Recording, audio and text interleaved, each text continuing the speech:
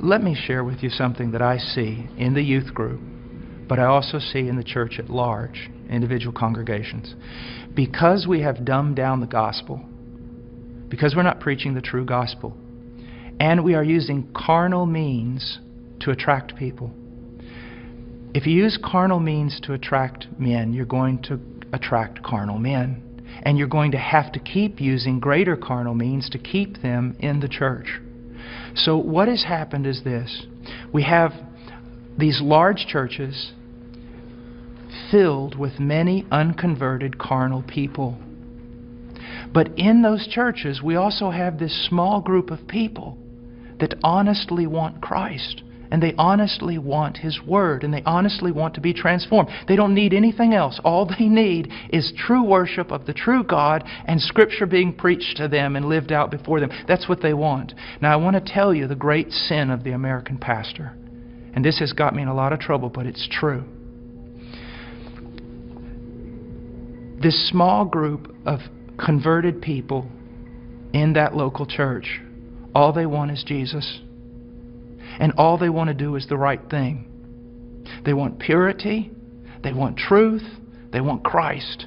But the pastor, in order to keep this larger group of unconverted people, he caters to them. So while he is feeding these carnal men and women with carnal things, he is letting the sheep of God starve to death, and he is going to stand before God one day in judgment.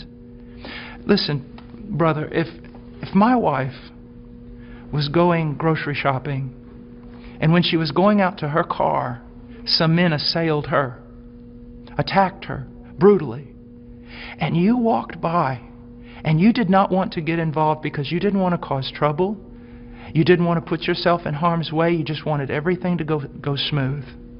After all that was done, I would look for those men to deal with them. But I want you to know this, I'd look for you too.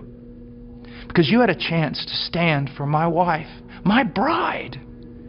And out of self-preservation or wrong ideas, you did not do it. You're just as much responsible as those men who attacked her. And that's what's happening all throughout America with pastors.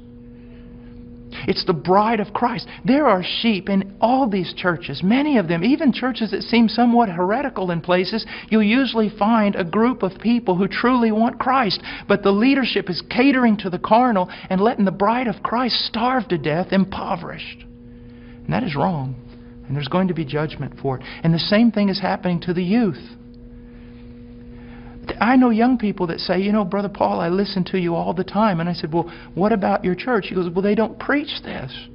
It's not what the other young people want. And so they give them what they want. I'm starving to death.